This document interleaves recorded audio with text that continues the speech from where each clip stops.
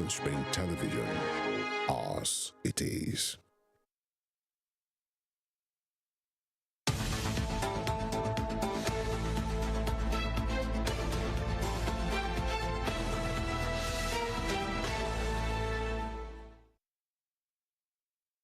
Good morning. Thank you for linking up with us again on Morning Spring on Western Spring Television. We do hope that you wake up this morning with spring in your steps to make you walk majestically and achieve all what you set to achieve, all what you like to do today. Femi Alanikweku is my name. Good morning and thank you so much for joining us. And Emmanuel Ujadigele is my name. Thank you so much for joining us. It's Tuesday, the 13th of December, 2022.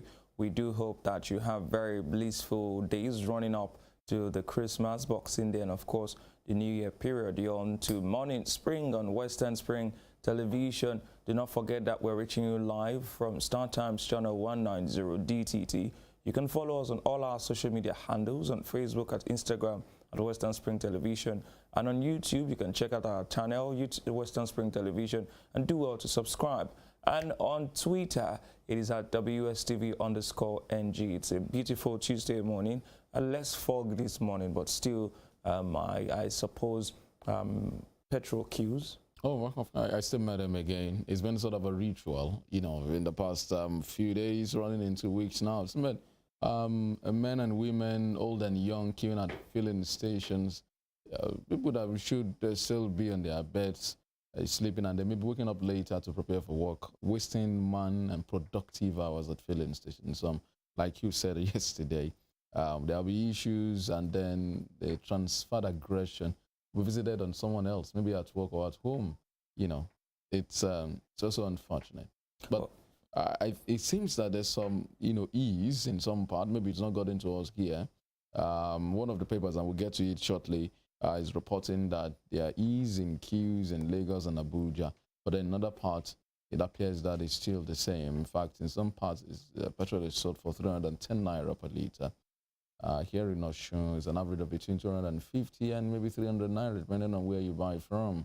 But we will cope. We just hope it doesn't enter Christmas. Yeah, we hope it doesn't enter Christmas. And we also hope that the transport fares that have skyrocketed now because of the fuel scarcity will come down, because now, Shogbo, the minibus that used to be 100 naira now goes for 150, sometimes 200.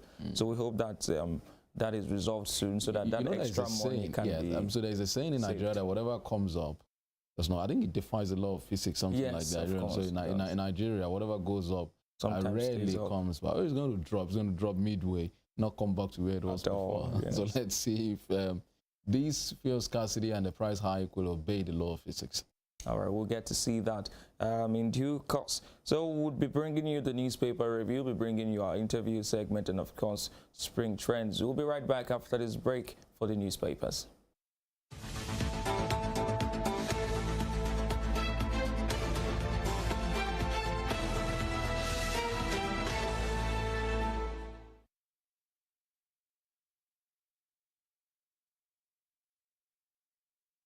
All right, so we start this morning with the Daily Trust newspaper. Despite DSS ultimatum, petrol scarcity persists in states. With the riders, product sells for 310 naira in Kaduna, Kano, others. Queues ease in Lagos, Abuja. Marketers seek petrol price control, deregulation.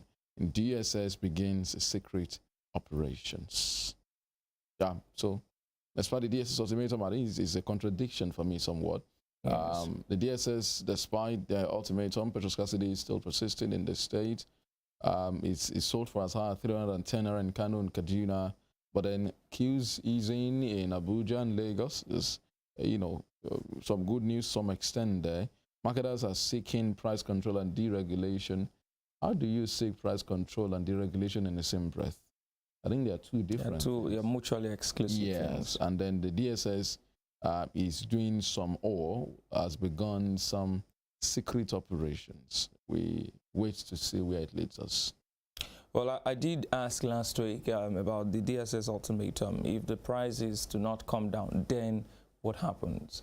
And now, despite the ultimatum, they're still petrol scarcity. You know, and about, I think last year or 2 years ago, I was on a team when it was still the, was it DPR now? Now Okay. the NMDPRA.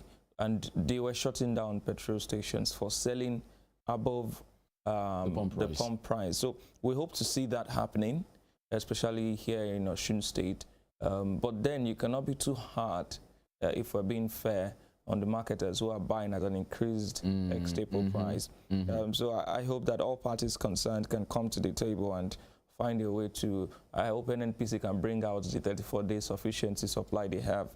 And I mean, I'm beginning to doubt more and more that 34-day sufficiency story, because even NNPC mega stations do not have, you know, so if you have 34 days, 1 million tons of, I mean, million liters of, why is it not even getting to your own filling station? Yeah. So it's absurd. But then we hope that the secret operations of the DSS, because I wonder why the DSS is involved in this. Yes, you have different regulatory bodies within the NNPC. And so if it's about financial sabotage and financial, crimes, the DFCC should go in. But it is. It's Nigeria. It is Nigeria. And Nigerians will care less, really. If the DSS intervention will make things work, they're all for fine, it. yes. Whether it's absurd, whether it's unconstitutional or unlawful, if it's going to solve this current matter, Nigerians will be good. Okay, so just down below that banner headline, Niger pensioners disrupt swearing in of local government chairman. That's a very interesting one there. You know, pensioners across the country who have labored, who have served this country, with their youthful years, now laboring to collect their entitlements at old age. It pains me to the marrow. And, politicians will come into office, spend 3 years or 4 years, even 8 years, get severance pay almost immediately. This is not fair. I mean, you want to ask about the conscience of these politicians, but then it's obvious that some of them have either sold their souls to the devil or have no conscience at all, because these are people who are old enough to be their own parents, and I'm sure that their own parents are not in any way suffering. Well, some of them are also suffering. Well, some of those callous politicians can be. Now see old men turning to thugs, having to disrupt a program to register their displeasure. It shouldn't get to this level. It should not. They should not even be on the streets carrying placards. And then, all manner of policies and programs that they do. I'm alive.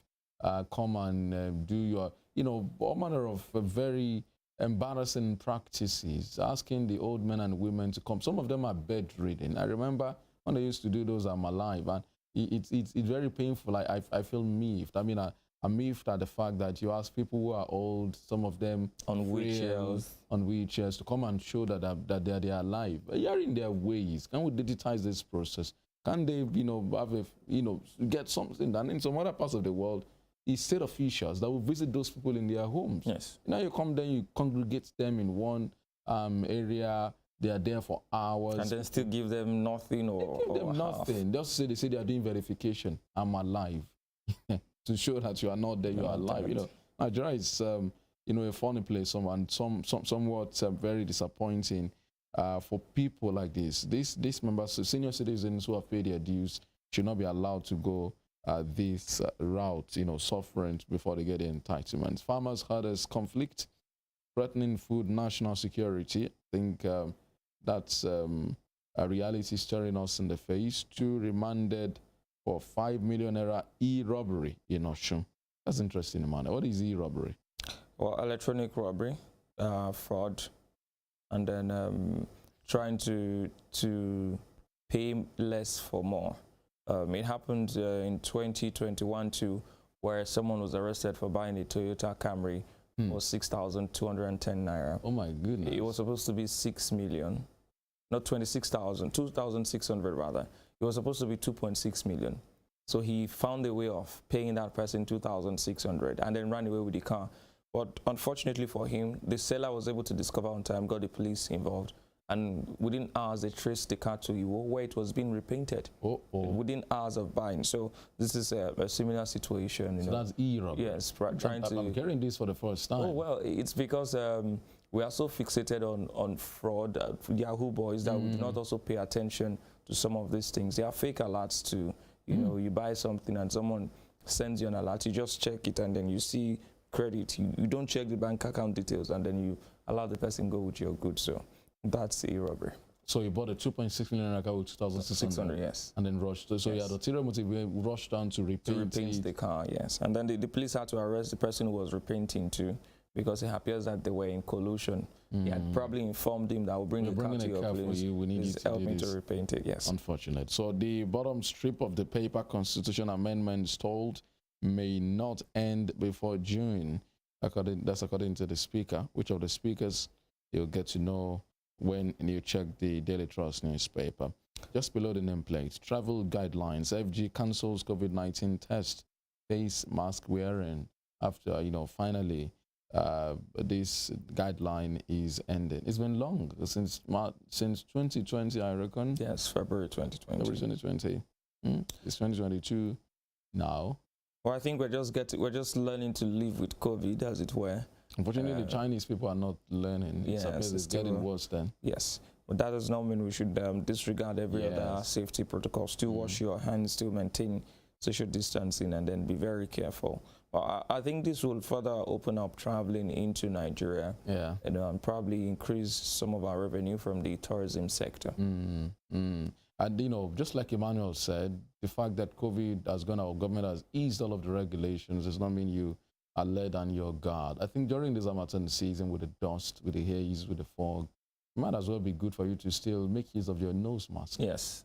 I think that's the primary use of nose. That was the primary use of nose mask in Nigeria until COVID came and told us that we could use it for something else. So it would be really nice and safe to continue some of those protocols to ensure that you do not just not contract COVID, but you still stay healthy and safe nonetheless. All right, so just still below the nameplate, 3 IPOB members killed in Imo INEC office attack. Police invite NSIT FMD over forged NYSC certificate. Okay. Very interesting one there, but I find it quite funny when people in very high places have certificate scandals, NYSC, WAEC, and all of that, because how did they get the job in the first place? You were wondering they should have been vetted. Yes. This is the Social Insurance Trust Fund, the very significant and crucial agency of the government. And the person heading it has a forged certificate issue, although he's not been convicted. But then having that kind of allegation surrounding your person, considering the office, it is just a matter of time before that allegations start coming, and that's the danger in having all of this.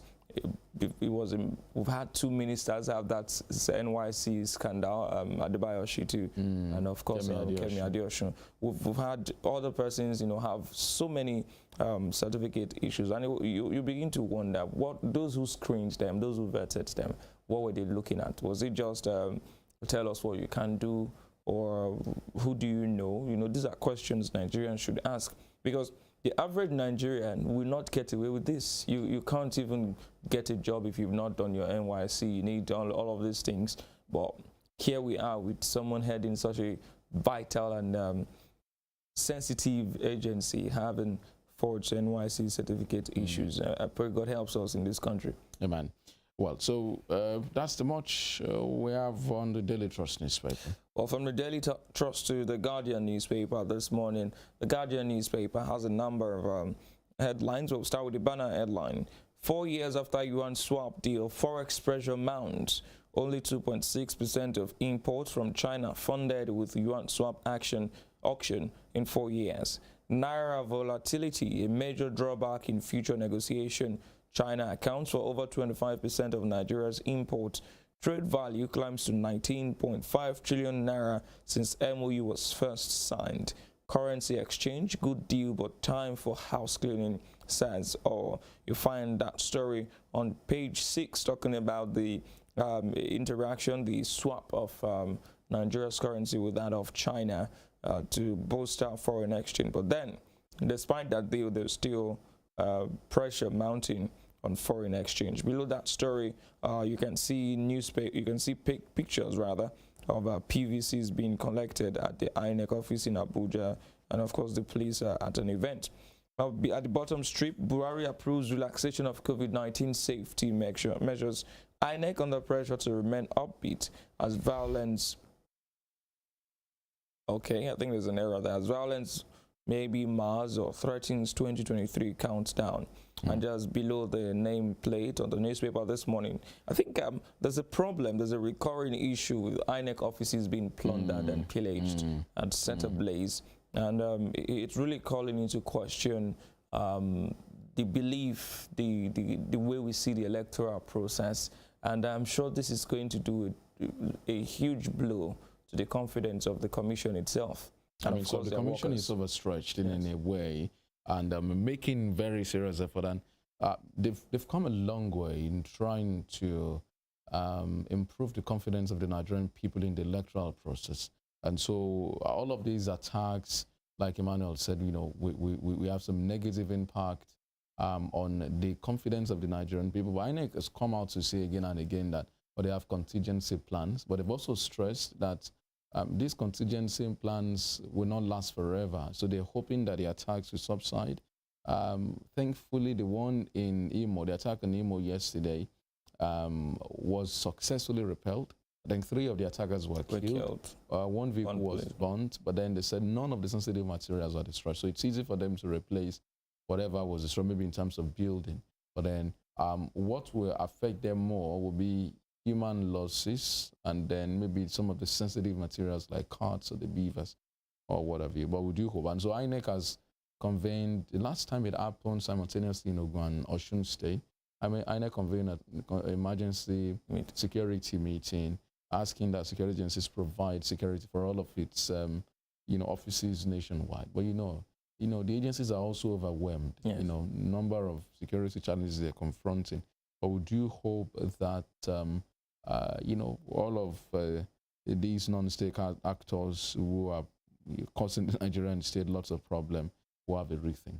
Yeah, we do hope they'll have a rethink, because this country is ours and is ours to keep afloat. Now, still on the Guardian newspaper, on the page 3 of the paper, abortion allegation. Federal government stands with military, dismisses report as fake news. That's been a recurring story in the media in recent days. An international media agency, Reuters, published a story. They said they had been working on it since 2013 about soldiers, force women who were impregnated by Boko Haram insurgents to abort their children. There were even allegations of them killing some of those children. But the military has come out to say that its soldiers are always working in line with global best practices and regard for human life and the rules of engagement. And that's what the federal government is reiterating this morning, dismisses that report as fake news.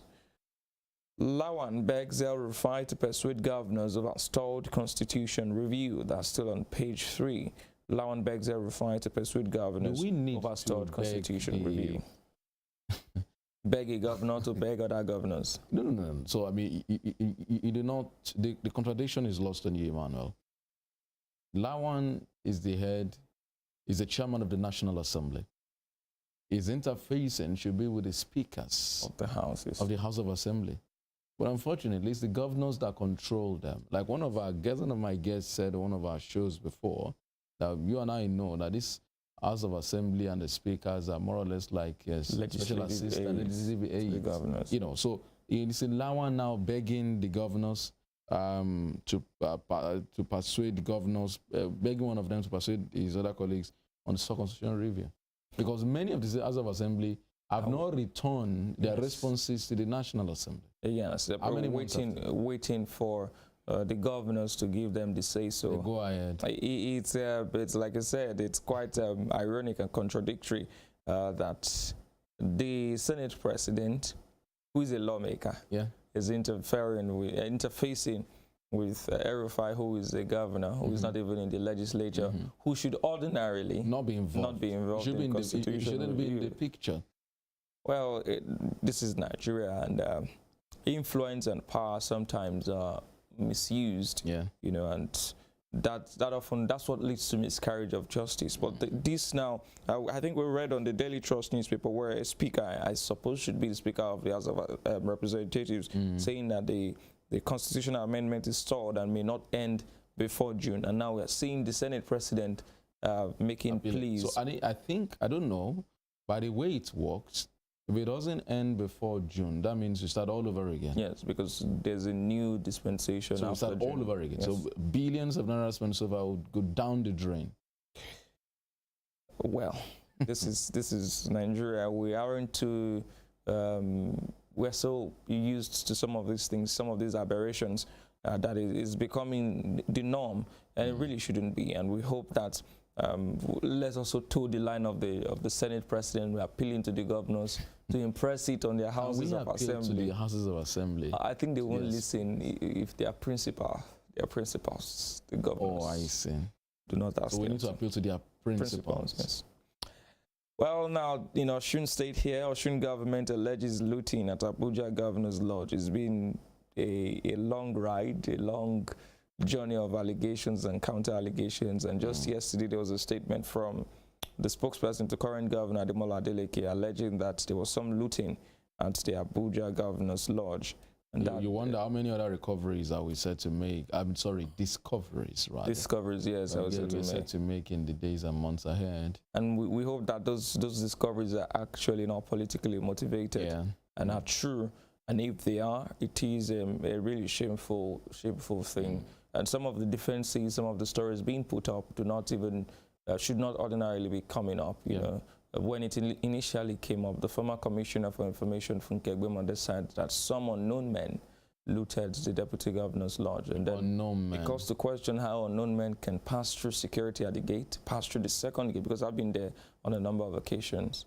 There are 2 or 3 gates before you can even get to the Deputy Governor's Lodge, and then to cut away things like refrigerators and televisions, unknown men. It's so in the East, it's unknown gunmen. You know, we like to hide our failures in do I call it obscurity? I mean, I'm looking for the right word here. Something that's in mystery. You know, just hide our failures in me. So it's just unknown men. How did you just come about unknown men? But I think there was a follow-up. There was another press conference by Ismail Omipidon, the media aide to the former governor. Now, we are named names of officials that they handed over, especially for that of the office of the governor, for that of the residence of the governor, officials where they are handed over to officials who came around to oversee and see inventory. So that's also been disputed by the PDP as expected, you know, but he named them. We didn't talk about unknown men. I was saying that when they handed over on Saturday, that the new governor and his men did a party there the following day. So saying, how come you're now saying we are the ones that looted everything and what have you? But the unknown men part, you know, for me is a bit tardy. Yes, very tardy. And to think that it was also reported in that statement that the matter was reported to the NSCDC and that the NSCDC asked for security, I think police or something, to proceed to look for those things. And the question is, you were still in power then. Why did you not approve all of that? But we hope that all of this unraveling will continue, and we'll get to the end of it, and just hope that it is really not politically motivated. Now, sit at home in the East now. Ohaneze seeks arrest, repatriation of Ekpa to Nigeria. Page 7. That's what you were talking about yesterday. I mean, so it's been long in coming. It's evident that many of these crimes and atrocities that we have in the Southeast are not even under the name of Nnamdi Kanu anymore. Yes. You know, IPOB is divided down the middle, but you have this Simon Ekpa guy in Finland, you know, sending vitriol back home, making all manner of claims, inciting people, and appears it's also gathering funds and sending back home here. You need to see the level of destruction. I've quite a number of Igbo friends who are thinking of going home for Christmas this year because of this crisis. I know what Christmas means to the average Igbo person, the average Easterner. It's an opportunity to show off. Yes, you know, and then reunite with family members, and you know, it's such a fun. Most times back then, going to the East, Christmas Eve and Christmas Day, the Niger Bridge, there's a massive holdup because of people coming home. And now you're going to see a reduction in that. The Anambra State Governor Soludo yesterday have to be appealing to the people to please come home, that the state government is providing security. But how do you convince them? How do you convince such people? There's been a reduction in people willing to transact business with the East. One of the papers did a story, a report on the impact of these sit-at-homes, on the impact of all of these crises, and it runs into billions. Some transport companies now going into the East now charge like double the price because of so many uncertainties. Can you quantify the loss of money, loss of revenue on each of these sit-at-home days? Now, one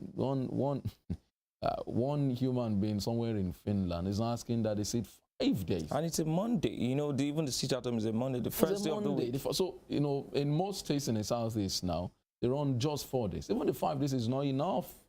So they now, most banks, most schools now count Monday as part of the weekend. So it's that. So I consider it reactive. I do not know if there's been any move in the background, but I consider it reactive that we're just now making a waiting. There should be some interface between the Nigerian government and the Finnish government and the European Union on people inciting violence. The evidence is here of people who have lost their lives, of people who have died, of businesses destroyed in the guise of fighting for the liberation of a part of the country. Many of the people in that area do not even support this tactic. They may feel that, it's time it's time to go, we need to do, but then perhaps there are different, better ways of managing these, that someone actually suggested upon that why not IPOB supporting a political party, for instance, supports members, supports politicians who go into the National Assembly, have a pact with them, and then we let them push for a referendum. Yes. Or, we get support governors who will mobilize support, and so that, they work together in unison towards a common purpose. But this is not the way to go. It's needless, and they are killing their own. That's what makes it worrisome. Yes. The people you claim you want to liberate are the people you're killing. I mean, how do you spray guns into a crowded market? How do you burn buses because they carry passengers on Monday? And you need to see the guy, on social media, and he has got a following. I see some of his videos, and it's really disgusting to hear someone make certain incendiary statement, and those videos are still allowed to be on the social media space. I hope the Nigerian government can find a way around this, the same way they were able to do something about Radio Biafra. I think they should also find a way to interface with the Finnish government and bring this person. I mean, other countries do it. Yeah, Julian Assange, Snowden, and all of that. You see stories when people want to undermine a nation's integrity and sovereignty, wherever they are sought after and then put into captivity. Nigeria should begin to look. I think we've paid too much attention to Nnamdi Kanu. We're going to raise, and then just about what you said here. I woke up this morning to the news that the CEO of the FTX has been arrested in the Bahamas at the behest of the American government. Yeah, so he's been arrested. Some of these things are not rocket science, though the diplomatic power that you bring to the table differs. So the kind of diplomatic influence that the United States has over the Bahamas won't be the same as that of Nigeria. But that's also why we need to improve our own international ratings and standards and credibility such that we can throw. I mean, I do not imagine these happening like this during the days of President Olusegun Obasanjo, with his own international clout. I'm sure would have been able to do something. We need to rein these guys in before we destroy the east of Nigeria. Yes, we need to rein these guys in, and we hope that the government agencies and concerned authorities are listening. That's it on the Guardian newspaper this morning. Let's bring you the Punch newspaper now. So INEC PDP offices raised, scores killed in Southeast Kaduna. That's the banner headline of the Punch newspaper, with the riders, politicians sponsoring attacks on INEC offices, says Uzodin Ma, that's the governor of Imo State. Gunmen, soldiers clash in Ebonyi. Soldiers scum communities, attack villages. Military invades volatile Kaduna local government areas. Traders, artisans, civil servants flee as gunmen enforcing sit-at-home invade Abakaliki market burnt. So much carnage and so much carnage and killings and trouble and chaos. I mean, how do people even sleep? Gunmen, soldiers clashing, soldiers who should ordinarily not even be involved in internal policing, but soldiers who should be fighting terrorism in the northeast are being deployed to the southeast to, you know, because the situation is overwhelming, yes, overwhelming. For the local security agencies. And soldiers combing communities. These are so many unsavory stories coming out from both the east and the north. It's really saddening to see that we're still at this level, that gunmen, non-state actors are enforcing. I mean, when we use certain words, it seems that the gravity is lost on us. Yeah. You know, when you say that gunmen are enforcing something, it means that they have control, total control over that area for them to be able to enforce. You know, invaded the Abakaliki and Burns Market. And the truth is, some of the casualty figures are not even as they are in reality, because some persons may have died and then they're just inside the bush. Nobody knows that they are there. And some may have been abducted and all of that. It's really such a chaotic situation. Well, so just below the headline, you know, below the pictures of the Punch newspaper, the picture has Governor Babajide Sanwo-Olu of Lagos State flashing his PVC alongside his deputy, Bafemi Hamzat. And, you know, the headline is Sanwo-Olu collects reprinted PVC as INEC begins distribution. That exercise kicked off across the nation yesterday. Yesterday, yes. Yeah. So we encourage you to, dear listener, to go collect your PVC. PVC, yes. Yes, I'd like to just give a quick, I was going to do it on the trends, but I might as well do it now. So the collection of PVCs in all the 774 local government offices of the Independent National Electoral Commission, INEC, commences on Monday 12th, that was yesterday, to Sunday 22nd January 2023. Friday 6th January to Sunday 15th, you can collect your PVCs at your registration areas or wards. Then Sunday 15th January to Sunday 22nd, it returns to the local government, and you can get that from 9 a.m. to 3 p.m. every day, including Saturdays and Sundays. So do well to get your PVCs and participate in next year's election, so that you don't lament for the next 4 years and say they voted them in, I didn't vote. Your vote may just be the one that will count. All right. That will count. Okay. So, you know, fuel scarcity, marketers kick against NNPCL import monopoly. FDI dropped by 59% in 11 years. Lagos-Ibadan Expressway relief as FG removes barriers. So I think the traffic should reduce now. And the marketers kicking against NNPCL import monopoly. I think NNPC was became the only importer because of the subsidy fraud, saying they wanted to be the ones to only import because and back in the days of the subsidy scam, the subsidy fraud, then there were a number of petrol marketers who claim to have bringing abroad in fuel into the country, and then you give that it's only on the paper and they collect money. Sometimes some import and then divert to other West African countries and say claim money. But it appears that system is no longer working. So above the nameplate, withdrawal limits, POS operators, Falana head for court. Majabia Miller faults Emefiele. Interesting. And politicians buying PVCs from voters, INEC alleges. Medical tourism gulped $6.23 million in 8 months. That's according to a report. And just beside the nameplate, National Assembly says constitution amendments may fail. Blame states. Yeah, you can see the picture of Majabia Miller and Ahmed Lawan there, saying that constitution amendments may fail, and they're blaming the state. But more interesting for me is, imagine what $6.23 million would do in Nigeria's health sector if it were to be spent here. But then we don't even have the facilities to host some of these things that are being done outside. I just keep hoping, you know. And then there's a saying that says it is the hope that makes the heart weary. But we hope, and we never stop hoping, that the government would make it possible for these monies to be spent within the country. I think that's all on the Punch newspaper this morning. So we'll move on to The Nation. We'll move on to The Nation newspaper this morning. The banner headline is 5 killed in attack on another INEC office in Southeast. 2 policemen, 3 attackers dead in crossfire. IPOB behind attack, say police. That's coming from the Southeast this morning.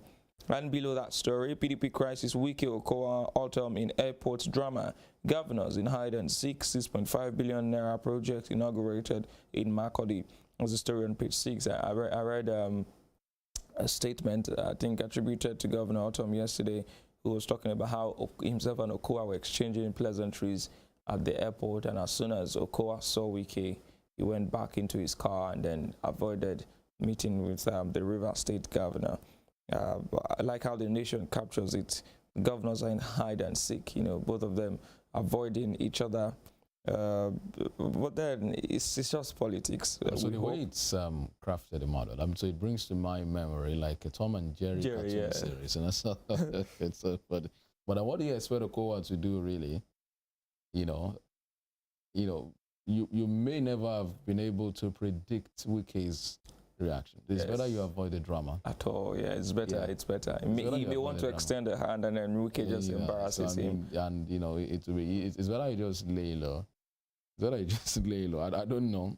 At this point, I sincerely think Wike is just being a drama queen. His concerns are valid, but the way he's going about it is a little bit funny. Well, still on the Nation newspaper, the bottom strip, Ondo indigenes to Senate don't surrender to blackmail over NDDC nominees. And then below the nameplate, there's an op-ed, an opinion, Dukar Bagbin as hypocritical grandstanding on public morality. I think some of these things are really flying over our heads. This particular story is a response to something that was put out by Arise Television and this day, in response to an earlier statement put out by Dele Alake and Bayo Onanuga, allegedly calling for the sack of some journalists with Arise TV and this day because of their perceived bias towards Asiwaju Bola Ahmed Tinubu. And it looks like the media is lending itself to political gladiators. I mean, that's the shameful part of it, Emmanuel. I mean, so I'm happy you looked at it from that perspective. This to me looks like the media taking sides, with some of its friends in politics. We should, as much as possible. I understand how it works in the United States. Media organizations take sides, but then I think our own political system is not matured for that. And like someone said, is all of this about the fact that someone does not want to attend a town hall, or is also because some folks somewhere are just rabidly anti, a particular presidential candidate? Whatever the case is, we should be above board. Whether the media organization, the journalists, or those who are attacking, or trying to discredit the media organization. If you check that op-ed, this is just one. There will be two. Yeah, there will be two. It really waters down the integrity of other media houses that have no political coloration, that have no bias, And then the ramifications for journalists going forward now implies that you are seen as either on one side or the other. There's no longer being a fencist, as it were, or sitting on the fence. And this is not what the media should be. It should not be a battleground for political. Yes, no, this should not be happening. They can use their social media handles, that they are free to do that. It's their personal, but using the media to push this kind of divisive politics and agenda, it really calls into question the integrity of the owners themselves. I know that you could be aggrieved, you could be politically different from someone, but then keep your political bias out of your business. Because if you don't, you shortchange your firm in the long run. There are people who would lose faith in you, who will lose. You will begin to lose credibility. So when you bring stories about a particular person, people no longer see it from the position of you being truthful. They see it as you being, you hounding that person. And this is really, really not proper. It is really not commendable at all. And it should really, really, really be spoken against, and I hope that these people can rein themselves in. And I'm sure now that there will be a rejoinder or something from Arise to this one, and then the back and forth continues, and then we begin to even lose track of issues, the real issues that should be discussed and be put at the front burner. Imagine this taking a very large space of a newspaper. Well, we'll move on to, we're still on the Nation newspaper. The last headline there on page 6 says National Assembly worried over stalled constitution review. That's really a recurring story on all the papers this morning. All right, well, let's move straight to the This Day newspaper. The banner headline is about former President Obasanjo. Obasanjo, Nigeria at crossroads, needs leader with right character, says he's paid his dues. I think he's paid his dues, really. And the bottom strip of the paper, police kill 3, arrest 2 as bandit attack INEC office in Owerri. And just above the banner headline, CBN development finance interventions have boosted food security. But the writers, it says efforts underway to unlock finance for MSMEs. Declares initiatives have supported economic diversification. Governors Bagudu, Abubakar, others, Lord Emefiele for huge financing support to states. Depending on who you ask, there are lots of disagreement as to if the CBN should be involved in direct policies like this. They said the CBN should focus on its monetary responsibilities and then not, but I mean, some people also feel, well, that's it. And CBN also here saying that some of these interventions are boosted for security, like the Fadama project, what have you, where CBN comes out of its traditional role to intervene in critical sectors, like agriculture and what have you. But there are economists who have criticized that move, that role, saying the CBN should be busy with its monetary responsibility. So it depends on who you ask, and that's for the experts and professionals to debate and conclude on. Yeah, some of these initiatives, honestly, I have been following up on them, especially the Anchor Borrower scheme for farmers and all of that. And then you hear the billions and trillions of naira that have been disbursed, and looking at the output and how we want to look at it from the angle of if those interventions had not been made, what would have been the fate of farmers? What would have been the situation of food security? But then you can also not take away the fact that there are concerns, very genuine concerns. So like you said, it's depending on who you ask and depending on what side of the lens you are viewing it from. Yeah, so I think to some extent we can say perhaps with other policies that the output of rice production has improved significantly. Yes. Although it still beats one as to why the price is high. I understand the bag of rice is between 43,000 and 50,000 naira now in the market, and it's horrifying. Rice is the staple food, is a traditional food during the Yuletide, and so you wonder if many families will be able to do that. But just above the nameplate, Ojabia Amila State Assembly stalling amendments to 1999 Constitution, so you know where the problem is, but you know where. So it appears that this is a coordinated move from the National Assembly. Your Senate President Lawan approaches the governors through El-Rufai, who is influential amongst his colleagues. Then Ojabia Amila launches a frontal attack on the state assemblies, you know, saying you're responsible for this, and we may not be able to finish this by June. But you know the kind of mess we are in, Emmanuel. Yes, yes. I mean, if we say that we are patriotic citizens, I don't see any reason why we should be having this conversation at all. I mean, it's a straightforward thing. You just have to vote. You just have to go through some of those amendments and then give your thoughts about them.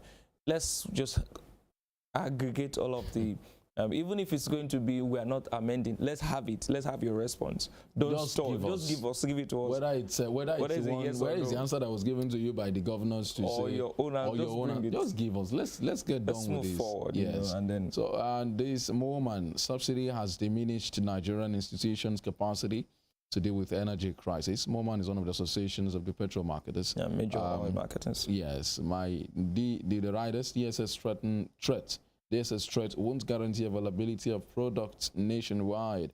Petrol retailers say. You said something the other time, you know, about the DPR when it used to, you know, go around to false price, and you said perhaps it won't work this time because It depends on how much the petrol marketers themselves get this from the depot. So it appears that's what the petrol retailers are saying, pushing back also, saying that it won't guarantee stability, their intervention. Scarcity eases in Abuja after stakeholders meeting.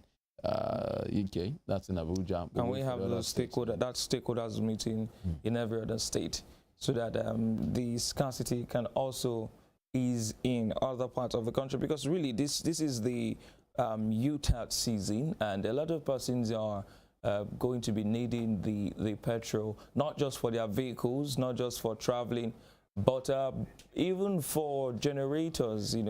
We have some issues with the power generation, and of course, if people have to find alternatives, they will be using generators, generating sets that primarily use petrol. So it's not just for movement, it's not just for transport, it's not just for commercial use, also private use. And we also want to look at the implication of this fuel scarcity on the prices of goods, on the prices of transport, on the prices of commodities.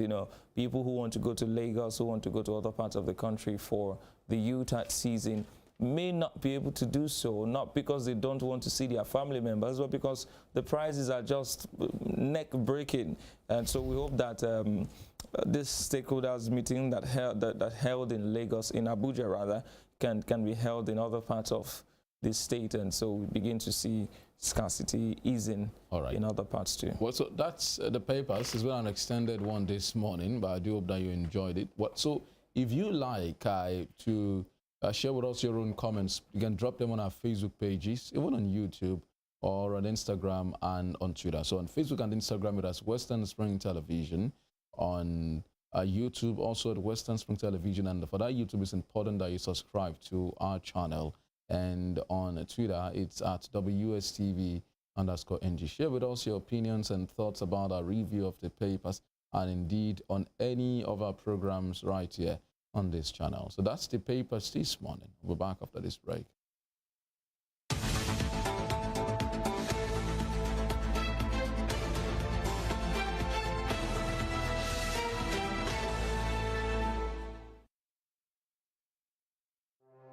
Arrested, affected, sound, found. What do we see? What do we say? Flowing from a spring. A fact A to Z. Check and confirm. Eva is pounding current events. Traveling down from the business gist to the globally arising happenings, to the sports news, to the bittersweet infos. Guided transmission, even diffusion, vast and fast, detailed facts are fled. Within seconds, nuggets of words that flew across borders are fired. Stories short and long, wrapped in bundles of words, broken and dissected as it is, except misheard. This is the news as it is.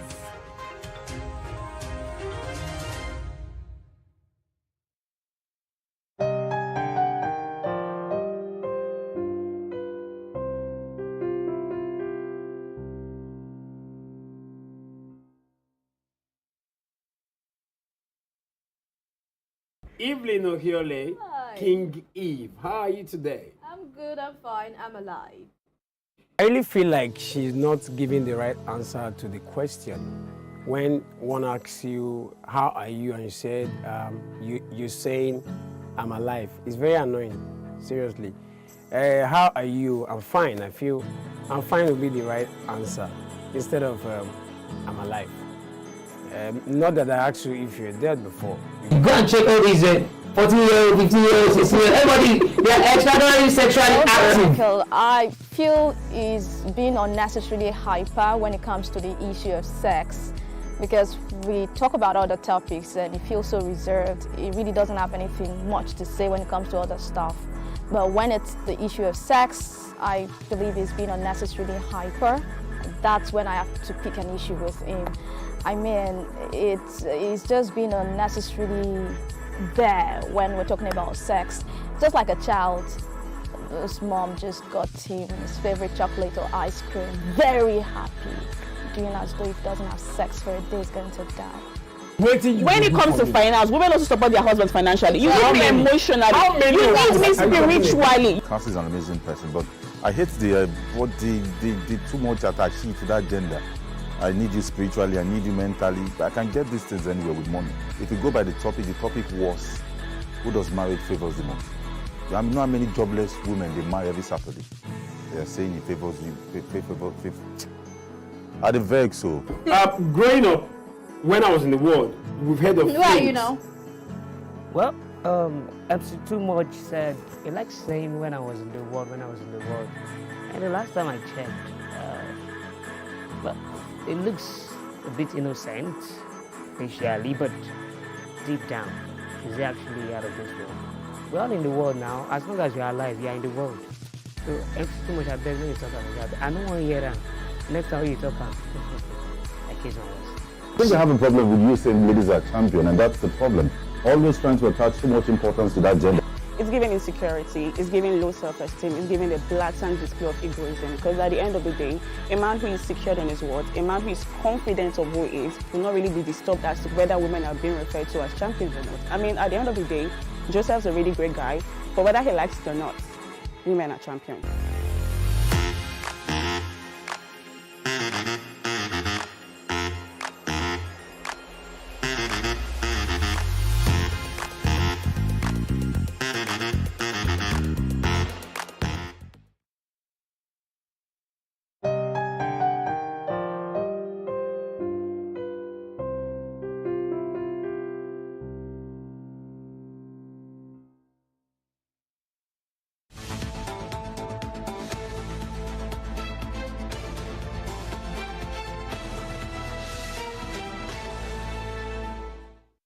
Thank you so much for staying with us. It's on to Morning Spring and is reaching you from Western Spring Television, Star Times channel 190 on the DTT platform, and also on YouTube, Western Spring Television.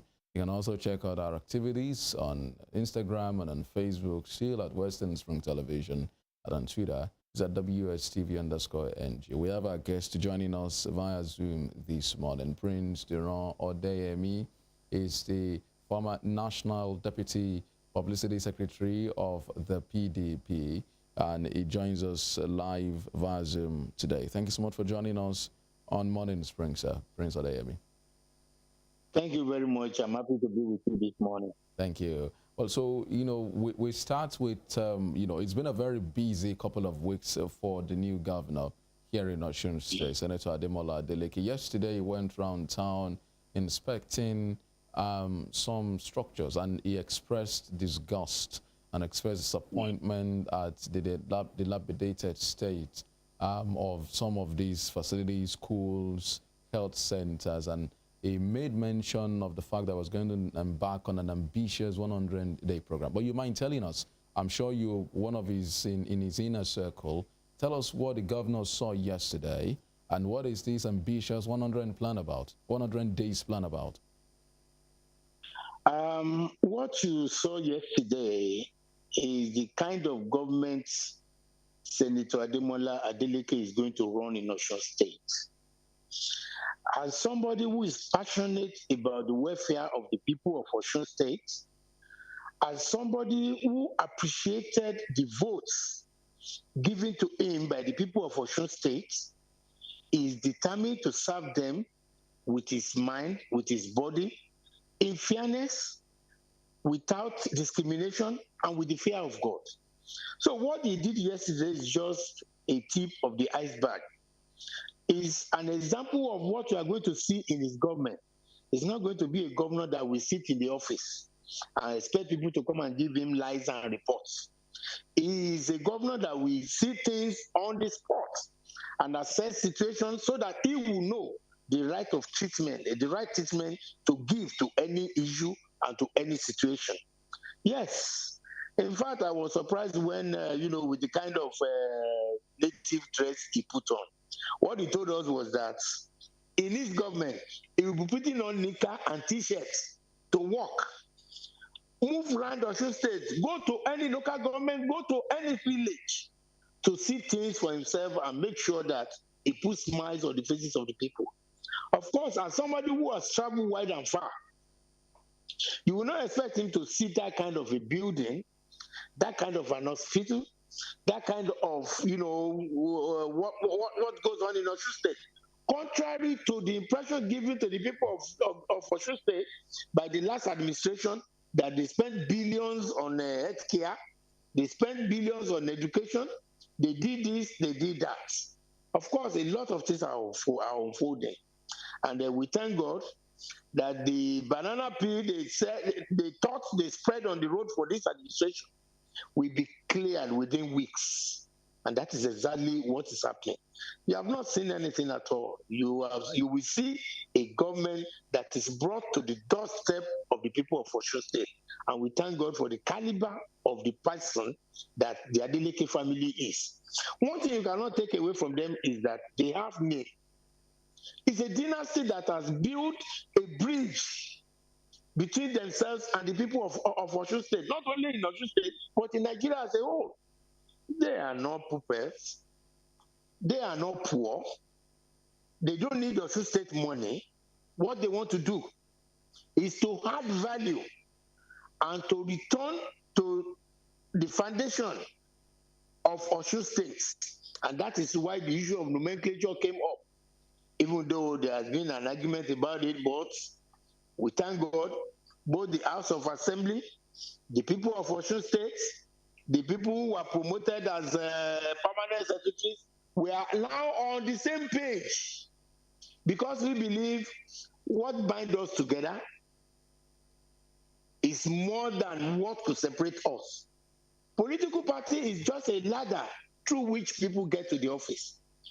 The larger interest is good governance and the people of Osun State. And the people of Osun State, we are on the same page. Whatever potholes the last administration thought they have put on our roads will be filled, and we have a smooth run of this administration by the special grace of God. All right, Prince Odeyemi, you are an insider in this government, even though it's a relatively new government. Apart from the schools yesterday, the governor also inaugurated a committee on solid mineral sector, and he made 3 points in his speech. He talked about the fact that till date there is no record of any payments made by Segilola and other mining companies to Osun State. And two, the second point was about the intense environmental degradation.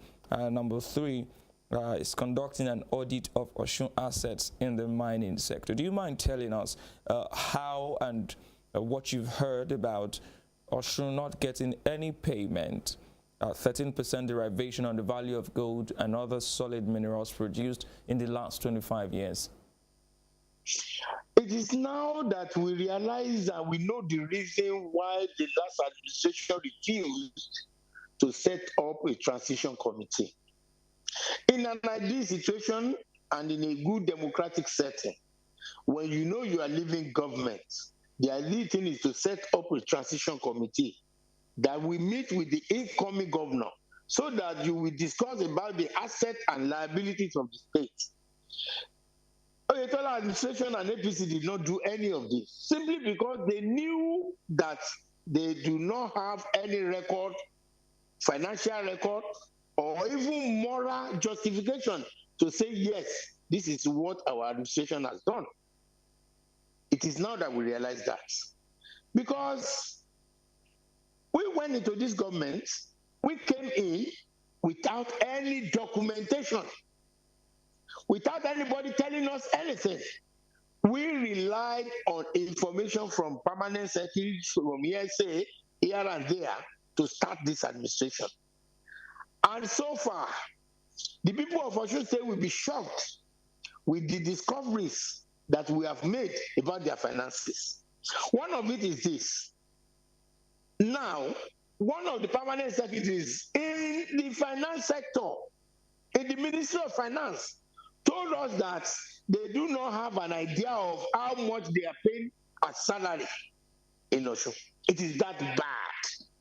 Simply because the contractor that pays salary, which is a simple thing that the people of Osun State or any accountant can do in Osun State, was a company called Charm was brought from Lagos for the purpose of pay salary, and they have almost 10% deduction they make on every payment they make.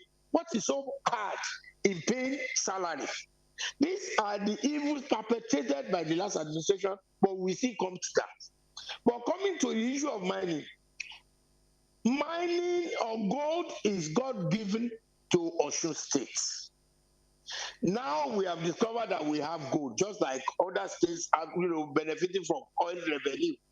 We now have gold, and the people of Osun State are aware. Go to various parts in Osun State, in all the local governments at Akumosa, Ilesha, even in some areas near my town, Iboku, you see all these miners operating free without a kobo, a time paid to the coffers of the Osun State government.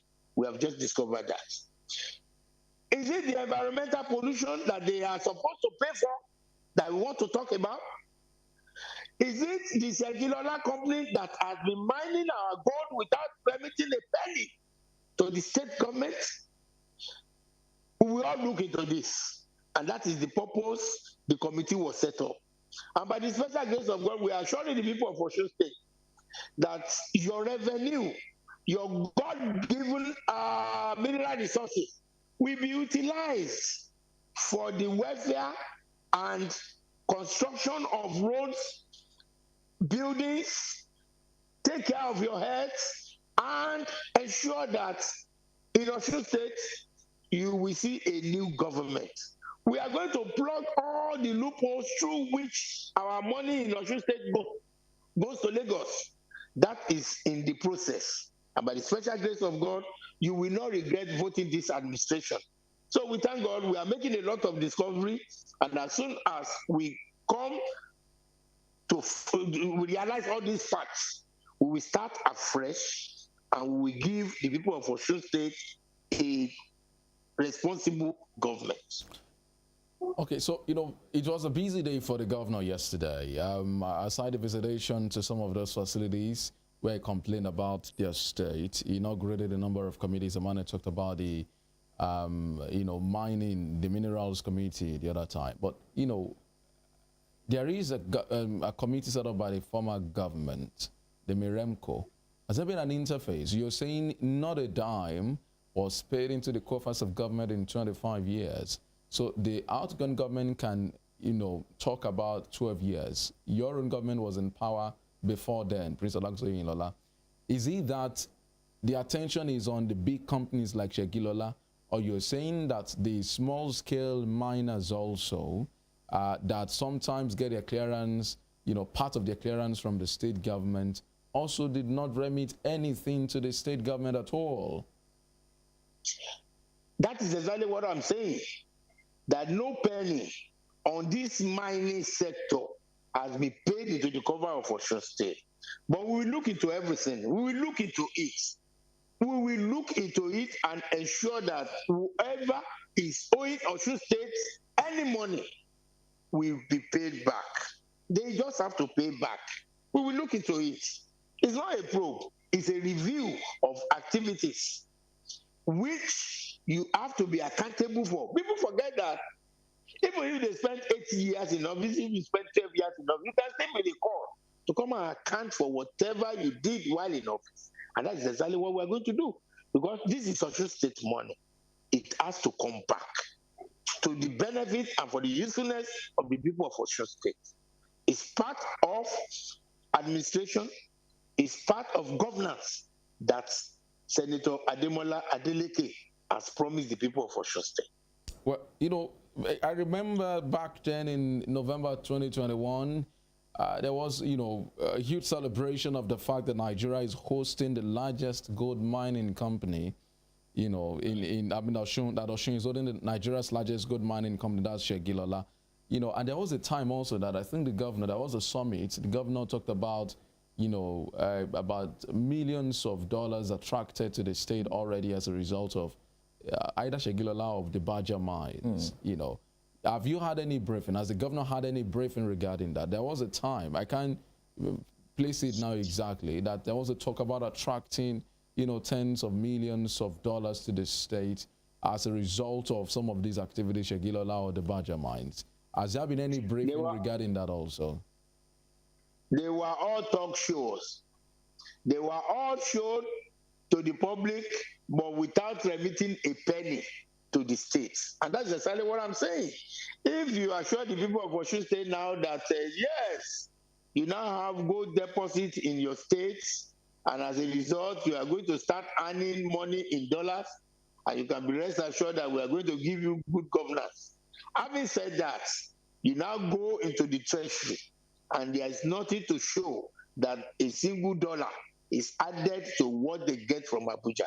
Then there are a lot of questions to be asked. And that's exactly what I'm saying. Well, so, I mean, that story, I think that was 20th November 2019. And the governor then, Gboyega Oyetola, said while delivering his address at the opening ceremony of the 3-day Economic and Investment Summit held at the Aurora Event Center here in Osogbo, he said that Osun has received a sum of 100 million naira from Badger Mines, a Canada-based mining company, as sign-on fee for exploration and development of one of the state's mining titles. You're saying you've not seen any record of this payment, or are you talking exclusive of this particular payment? Not a single penny was remitted into the account of Osun State on mining. I'm very emphatic about it. And if there is, let him come back and tell us what he should have done before he left, which is to tell us that I got also amount of mining, this is it, which we should have done at the transition level. If he has failed to do that, there is nothing wrong in recalling him. We have not seen evidence of any penny from this mining. Come and tell us where it is. If you have collected it and spent it, we want to know. It's good for the people of Osun State to know what has happened to their income, what has happened to God-given mineral resources in the state. It's not something that just an individual or a family will just enjoy among themselves. It's for the people of Osun State. Now, they are nowhere to be found. They have all gone back to their various destinations. Lagos, you know, some of them have even bought houses in London. They have traveled there. But we will record them.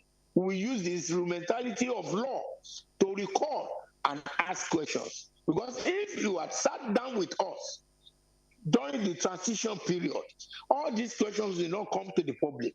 You will have settled it among ourselves. How much is this? How much did you get? Where did you spend the money? We want to know what has happened to all the money you got from our mineral resources. How much was spent on education from this? How much you put into health sector on this? We will have asked questions. That opportunity was not there. And that was the reason why they avoided meeting with our committee, despite the various letters written to them. But we thank God, if they use executive power to do wrong things, we will use the executive power to right the wrongs, and there's nothing wrong there. We will all come back to the same table.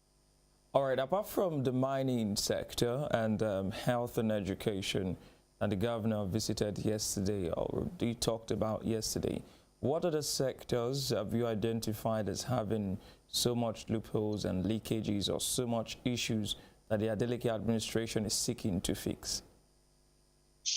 By the special grace of God, we are going to use agriculture and tourism to ensure that a lot of our youth are employed. We have a lot of focus on women and the physically challenged. And we vow to God that there is going to be local government autonomy, because that is where development springs from. By the time you have all these things together, in the next 100 days, in the next 1 year, you will see a big turn around in governance in Osun State. And I don't want to start exposing where the governor will visit next. And I will use this opportunity to tell our workers, the civil servants, teachers, doctors, nurses, Governor Ademola Adeleke can be in any school by 7 a.m. He can be in any hospital by 8 a.m. He can be there even in the midnight just to see things. Just like I said, he's not going to be a governor that sits in the office and allow people to come and tell his stories. He's a workaholic. And is he working for the people of Osun State as an exercise, as something that must be done, because he has a name to protect. That name, Adeleke Dynasty, is very crucial and very important to him. Well, at the beginning of Governor Adeleke's administration, there were fears that he was going to clash with the legislators, the State House of Assembly, considering the different divergent positions on some of the things contained in his executive order. What is your assessment of the relationship of Governor Adeleke with the legislature? Is there a smooth relationship? Do you foresee any obstacles? I want to use this opportunity to thank my brother, the Speaker of the Osun State House of Assembly, Owueye. He has shown himself as a true Ijesha man, simply because in Ijesha land, we stick to our words. Once we say, or once we make a promise, consider it done. And the promise he made to the people of Osun State, not to the governor, is that the issue of coming from different political parties does not arise. The only thing that binds us together is the people of Osun State.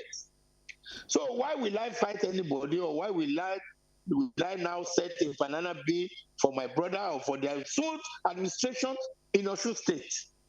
We thank him for this. And the governor has met with the entire membership of the House of Assembly. I was there. The reception was superb. They exchanged ideas, both in the open and, among themselves. So we are lucky in Osun State to have the caliber and we have good people as members of the House of Assembly, because they all subscribe to that principle that it is the people of Osun State that matters, not our different political parties. After all, when you look at these political parties, we have seen people who have been in APC who are today in PDP, and people who are in PDP who are today, who will tomorrow be in APC. So political parties is just a ladder through which people climb to offices.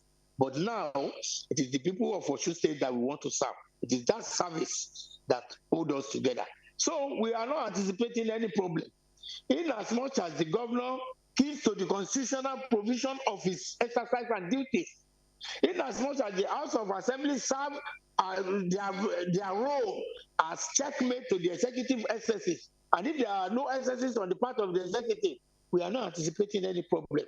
And by the special grace of God, Osun State will enjoy good governance, both from the House of Assembly and the Governor Ademola Adeleke. Yes, well, I was at the House of Assembly during Governor Adeleke's maiden visit to the lawmakers, and one striking statement that he made was he was going to continue the project of his predecessor.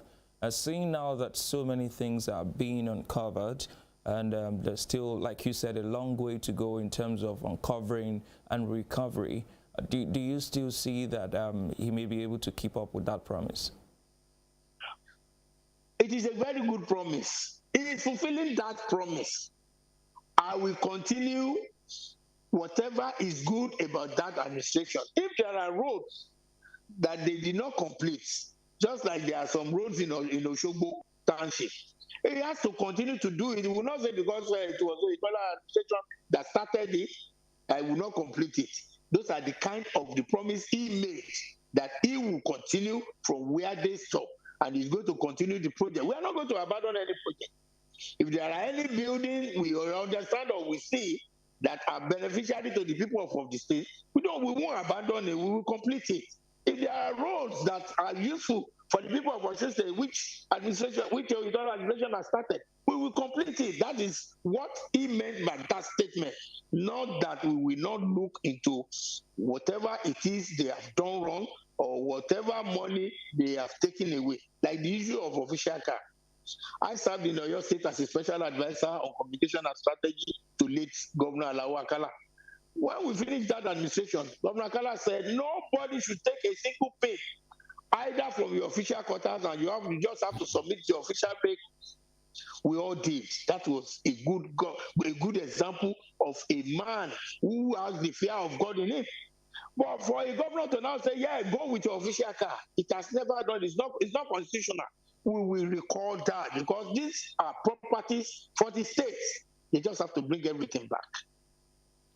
Well, so yesterday, the governor, again, through his media aide, locked horns with his predecessor over alleged looting of the state governor's lodge in the Federal Capital Territory. So we've been over this issue again and again. The issue of the looting of the residence of the deputy governor and that of the governor just made reference to officials also going away with the official cars, which they said was signed off to them by the former governor. But these looting of the governor's lodge in Abuja, and I'm going to read to you part of the statement issued by Malam Olawale Rashid yesterday, talking about what happened. Said the lodge, and I quote now, the lodge was stripped of all valuables acquired with public fund by those officials of the past administration, from the main house to the service flats and up to the boys' quarters.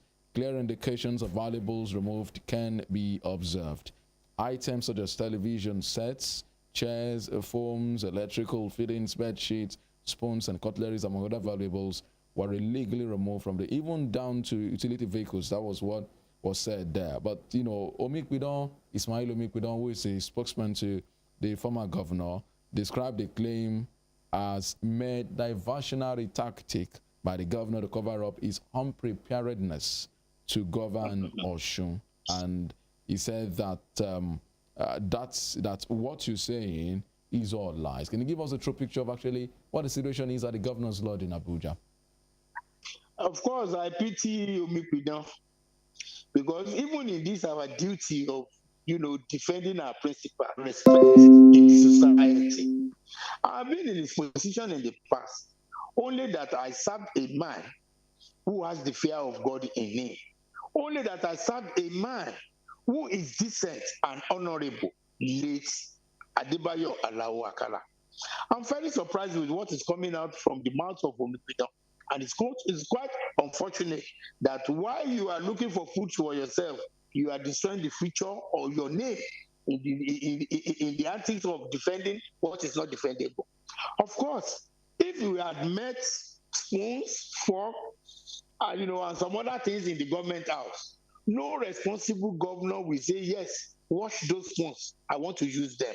Of course, we have to do some renovations.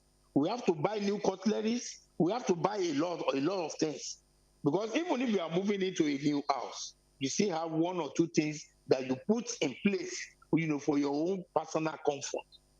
Having said that, we frown at the habit of people leaving government and stealing government properties.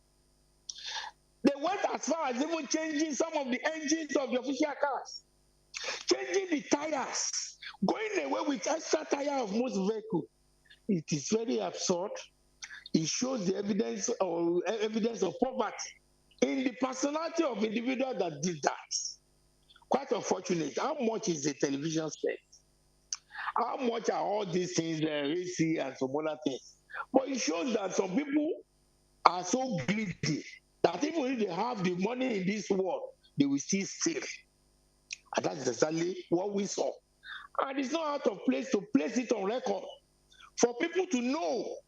And as a matter of fact, some of us are even thinking of ensuring that it now becomes a law that when you want to leave government, when you want to leave offices, adequate inventories should be taken so that whoever is leaving will have a rest of mind, and whoever is taking over, we know that these are the liabilities and these are the assets. We will look into that. Well, because it's quite unfortunate that we are talking about looting. Of course, they looted everything they could. And just like I said, we will take everything back because it belongs to the government. Well, that Mr. Omikbidon's statement said, you know, that, and I came up with the inventory and the fact that the new governor security operatives took charge of the government house on November 26, and by 27, which was the inauguration day, they held a party there.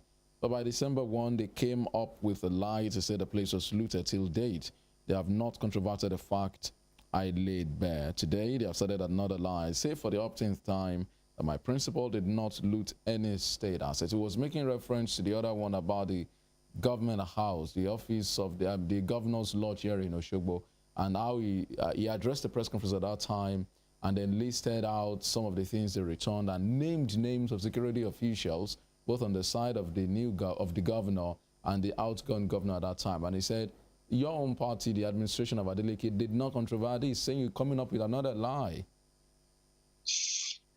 Let him name the name. Let him give us the name of Adeleke security that came to take over the government house. Let him give us his name. If you see any police officer or you think you have handed over to Adeleke security or ADC or whoever, let him give us his name. These are absolute lies. We were not allowed into that government house up until 12 midnight on the 26th. And that was the reason why, after the swearing in, our plan was to host our dignitaries from all over the world at the government house. But the people who were supposed to erect tents on the field of that government house were not given access. And as a result, they couldn't even finish the erecting the tents, not to talk of even the decoration. And that was why we couldn't even host anybody in that government house, simply because they did not give them access until 12 midnight. Even ordinary contractors who are to erect tents. So where did he now see the Adeleke security that came to take over the government property? Okay, so it's an absolute lie. So let me clarify that statement. That press conference you had, I quote him now. I said, "You will kindly recall that my principal stopped sleeping in the government house from Saturday, November 19, 2022. By November 26, an inventory was conducted in company with DSS officials who were attached to the government house at the time and security operatives attached to the new governor, particularly A. Umale and Pius Akpan." He said the items were thereafter handed over to A. Umale and Pius Akpan, DSS personnel, and security details of the new governor without any complaint. It's further noteworthy that nothing suggests any of the items in the building was scattered away, as all were intact at the time of handing over, end of quote. We wouldn't know when the governor stopped sleeping in the government house. We wouldn't know. We wouldn't know because even at the tribunal, all what they were telling us that, we are not going to leave. So telling us now that the governor stopped sleeping in government house is a news to us. That's number one. Number two, all these names that he has mentioned are not Governor Adeleke's aides. Oh, you said Ubale and Pius Akpan and not Governor Adeleke's aide, security aides. They are not. They are not his aides. But when we get to the recovery of these properties, whoever is claiming to have witnessed the handover will tell us the inventory. From there, we will know who did the looting. We are just starting. But let him stop all these lies. It will not work. The people of Osun State knows the truth. At a point in time, you remember we even said, yes, it was PDP that looted. How logical is that? Does that make sense? Or have you not read the press statement that he said it was even PDP or the new administration that looted just to give them a bad name? What sense does that make? It's very unfortunate the way Obipido is going about this job of defending his principal, or the people who looted things that we see with our bare eye. We will get to it, and the people of Osun State will know the truth. So but that is even minor. That is even minor. It's minute in the looting they did to the finances of the state. But we just have to start from somewhere. Because a small thief will be a big one. So talking about the finances of the state now, in addition to some of the lootings that you've mentioned, how is Governor Adeleke going to run his administration for the first few months, pending when these items are recovered or when these monies are recovered? By the special grace of God, we have started paying the salary of workers with the little finances that we met of grant. And by the special grace of God, allocation will start coming in. We are going to run this administration with the money we are able to get from Abuja for the time being. But our plan is to raise the IGR in Osun State. Our plan is to ensure that we attract investors to Osun State, through which we can now start getting taxes that will be useful for the welfare of the people of Osun State. Just like I said, what they thought would take us 6 months to clear, we will clear it in the next few weeks, and people will see a good administration, very, very soon. As far as finances is concerned, we continue to manage, we continue to roll over, we have engaged, brilliant accountants to look into how we are going to run this government within these few months that will not give us any problem, even though it was their plan. But God did not even tell us that we will not have tribulations, but He said we are going to overcome and we will win over it. And that is exactly what is going to happen.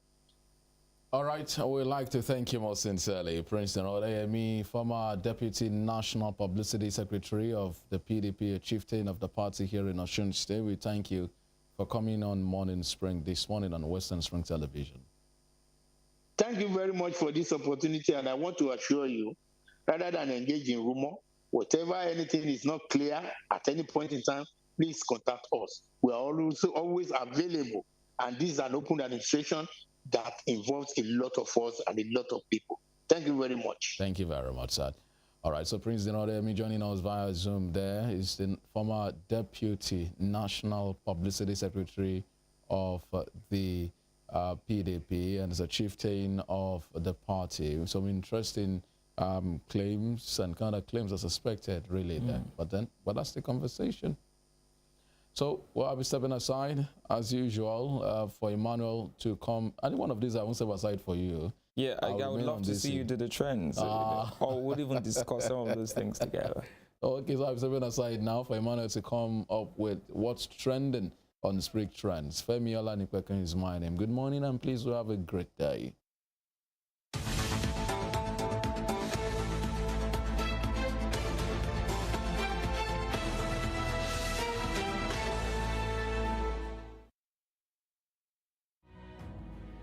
According to the words of Michael Forbes, one who never asks questions either knows everything or nothing. Watch me as I ask the questions you think no one wants to answer. Even questions it appears no one has got the guts to ask. My name is Femi Adefila, and I've got the gut. Let's ask the pertinent questions and watch as we get answers.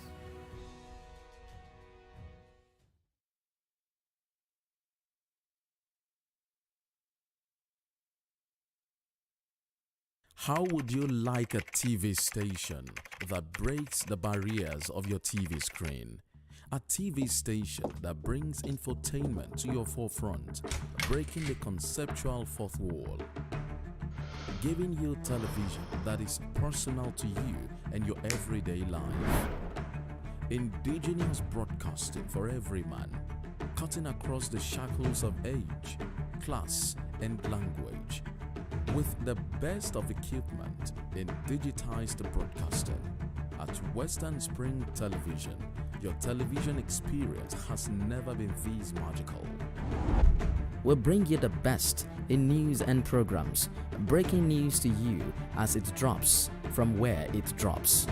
Talk shows that keep you glued to your seats. Sports programs not void of in-depth analysis. Entertainment programs cutting across all ages. Political analysis with all its accompanying controversies. Social responsibility because we care. Western Nigeria gave us our first feel of television. Western Spring Television is taking us to the next level. Arrested, affected, sound, found. What do we see? What do we say? Flowing from a spring. A fact A to Z.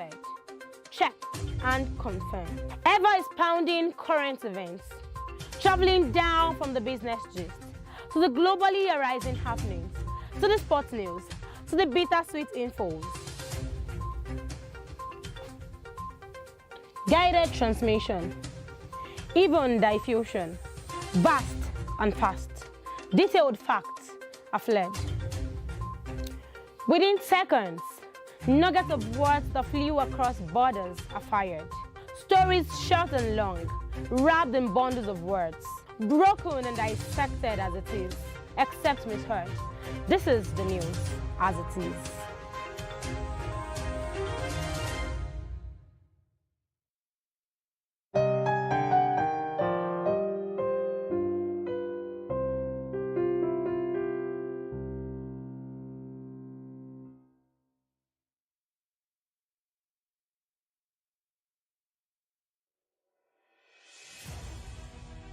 Can you imagine the feeling when you get your news as they break with facts and clarity?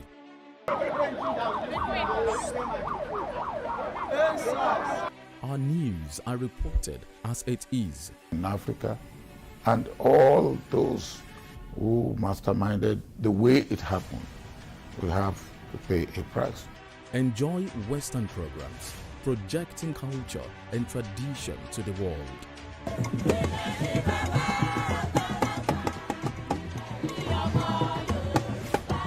Brought to you as the break and recapped every hour for your update.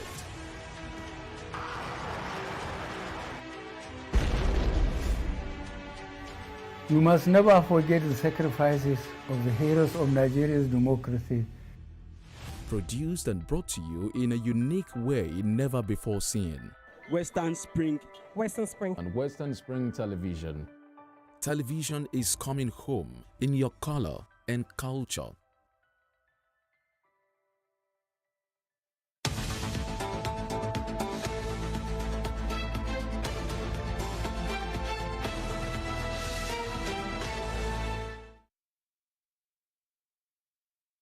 All right, good morning and welcome to Spring Trends on Western Spring Television. It's Tuesday, 13th December 2022, 12 days to Christmas. Time for chicken and rice and juice and all sorts of drinks. So welcome to the program this morning. Don't forget to follow us on all our social media handles on Facebook and Instagram at Western Spring Television, and on Twitter at WSTV_NG, and of course on YouTube at Western Spring Television. Remember to subscribe to our channel. Straight to what we have for you this morning. But before we go there, we'd like to remind you of the fact that INEC has now begun sharing PVCs, and you can collect your PVCs from Monday, 12th December, that was yesterday, 2022, to Sunday, 22nd January, 2023. And collections of PVCs in all the 774 local government offices of the Independent National Electoral Commission, INEC, throughout the Federation.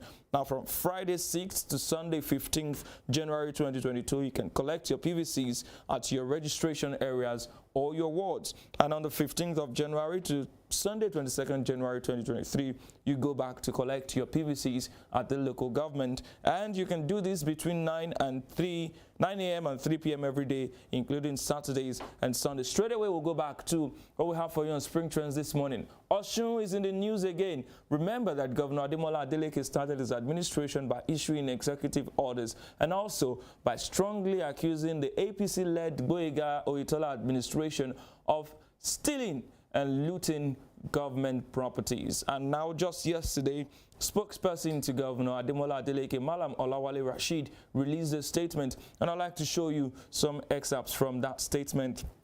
According to the statement, the Osun State government is constrained to report yet another discovery of mindless looting of public properties at the Governor's Lodge in Abuja. The unprecedented pillaging of assets in the lodge was uncovered when a physical inspection was conducted on the facility during the weekend. Now pay attention from this point. The lodge was stripped of all valuables acquired with public funds by those officials of the past administration. From the main house to the service flats and up to the boys' quarters, clear indications of valuables removed can be observed. Items such as television sets, chairs, films, electrical fittings, bed sheets, spoons, and cutlery, among other valuables, were illegally removed from the lodge. Every utility vehicle procured for the use in the lodge was also carted away from the building. The lodge was in a terrible state and similar to the way we found the Deputy Governor's quarters and others at the government house in Osogbo following the brazen looting of that facility. We want to call on whoever is in possession of public properties to return them forthwith. The Asset Recovery Committee is working round the clock to track and recover all looted activities. Now, immediately after that statement was released, about 5 minutes later, there was a statement from spokesperson to former Governor Adegboyega Oyetola. I'd like to show you what he said in response to the PDP's allegation. Now, media aides to the immediate past governor of Osun, Adegboyega Oyetola Ismail Omikpidon, has described the claim by Governor Ademola Adeleke that the Osun Lodge in Abuja was looted by Oyetola's men as a mere diversionary tactic by the governor to cover up his unpreparedness to Governor Osun. Omikpidon also said the governor's constant accusations while the panels were still working are indications that the panels were set up to do hatchet jobs. Now we take a quote from that statement, and it says, if a panel on asset recovery has been set up, why not allow the panel do its job and then present their findings? You promised to invite people to appear before the panel. You have not heard from them, yet you are passing judgment already. What's the essence of the panel since you already know the outcomes?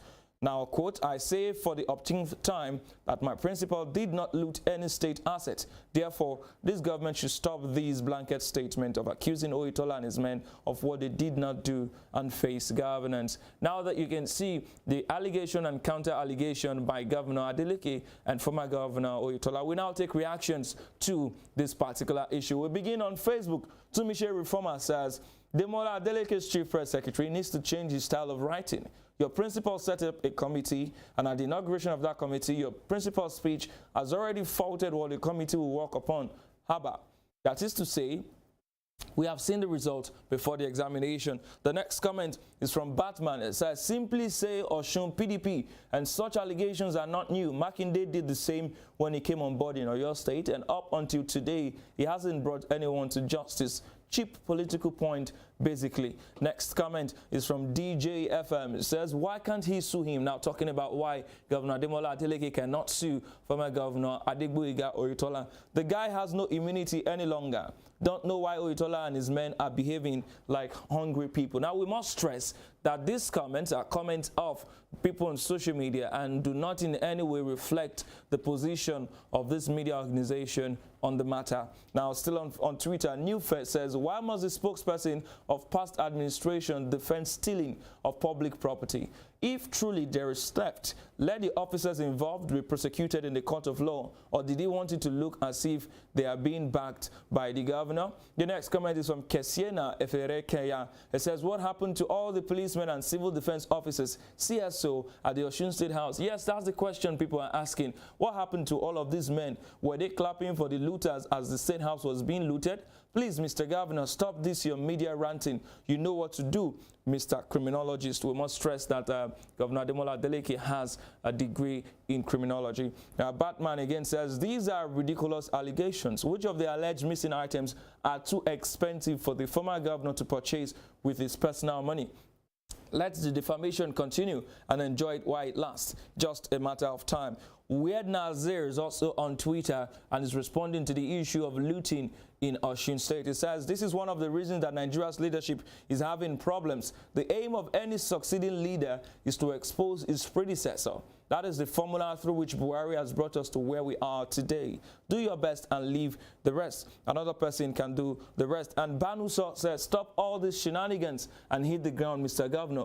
You are in charge now. Tell your camp to stop all of this unnecessary drama. Now, this is the second time, or not even the second time, is a multiple recurring decima in Osun politics. The current administration of Governor Ademola Adeleke constantly accusing the administration of Governor Oyetola of having looted government properties from the governor's lodge and now the lodge in Abuja. Away from Osun State, we'll move over to Ibadan, the Oyo State capital. Now, something happened in Ibadan, the Oyo State capital, right on your screen. Yesterday, I was in Ibadan to pay a courtesy call on the Olubadan of Ibadan land at his Alarere Ibadan residence. I'm grateful for the opportunity, the gracious audience and hospitality. I took note of his wife's counsel and request. That tweet was made by Peter Obi, presidential candidate of the Labour Party. Now, after that tweet, there was an incident at the Palace of the Olubadan. The Olubadan Council took turn to pray for Peter Obi. Let's see that video.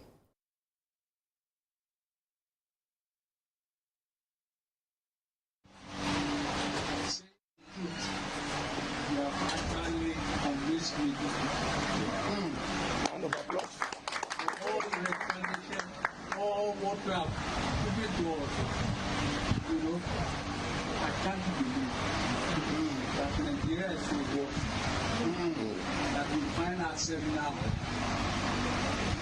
Almighty God, with His infinite mercy, we allow you to come out.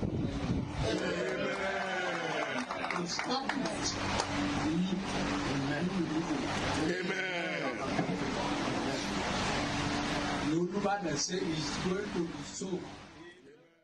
Okay, so that's that video of the Olubadan in council praying for Peter Obi, the presidential candidate of the Labour Party. We now go straight to taking our comment on that particular story. We'll begin with a comma. It says, true PO, that's Peter Obi, we are all relearning history once again. Olubadan, Shehu of Borno, Sultan of Sokoto, Oni of Ife, Obong of Calabar, Olu of Wari, Oba of Benin, Wukari of Junkun, Emir of Kano. I beg, add other royals our 001 has visited. Now, Major General Basil says, why is it that nobody seems happy in the picture? Are you sure this is not a sign of red flag, just the way it happened when you visited Shehu of Borno? On Facebook, Chiago Wanko says, when God is working, you will know that his hands are with you. Angels are always ahead of you, Peter Obi. Nigerians have shown you massive love. Don't disappoint the trust bestowed on you. Ogecha is on Twitter saying, one-man show. When you are going on such visit, move with your team even if you don't trust them all the time. A tree will never make a forest. Sheyi Oluwa Muyiwa says, I just hope this is the real you. I mean, when you get the chance of becoming the president, you will continue this act and would change. Wishing you well. Mayor of Wafi says, Nigeria should think beyond tribe, regional and ethnic differences and stick together as one to promote national growth. Yes, that is what we all should be doing, and we should all join hands to show the best, to support the best and most competent candidates despite our regional differences. And you can see him campaigning for who he thinks is the best candidate. Favy says, you know the rest. Sometimes I feel like this man is doing too much. He's stressing himself. Please, sir, in as much as what you're doing is the right thing, you need to rest too, as we don't hear bad news. You are the hope of the youth. Oh. Now, Proud Fulani Girl says, the Olubadan of Ibadan looking disinterested on your political visit. Wahala Department of Obi says they invited him. Who cares about why they are smiling? That's the comment on that particular story. But just before we go, something else is happening in Osun. The Adeleke family is in the news, but this time it's not the governor. It is one of his sons, popularly known as Shina Rambo. Now, yesterday, Shina Rambo's wife announced that her marriage has crashed. Dagmar Heidi Koth, the wife of the son of Governor Ademola Adeleke, popularly known as Shina Rambo, has announced the end of their marriage after 1 year. Now, that's a lot of things to say, and they said that she accused him of being abusive and said a lot of things, and even accused him of being broke. Now, let's hear what people are saying about that. Someone, Shinkafi Mubarak AU, that's where we start. You can see the story. You can check out Vanguard newspapers for more on Shina Rambo's domestic violence. Now, Shinkafi is saying, Amaka, I hope you don't see Iba. Money isn't everything in marriage. If you like, leave that hardworking boyfriend of yours that truly loves you and marry Mr. Dollars. The journey really lasts long.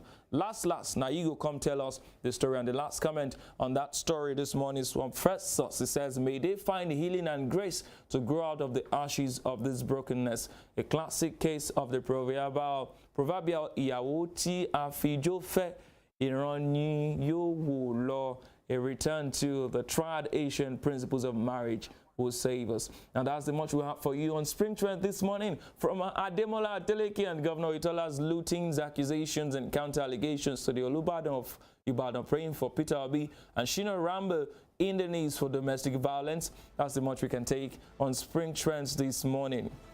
Now, do not forget to follow us on all of our social media handles at Western Spring Television. You can follow me on Twitter at EM Ujadugele. My name is Emmanuel Ujadugele, and I'm advising you to stay on the safe side of the law. I'll see you tomorrow, Wednesday.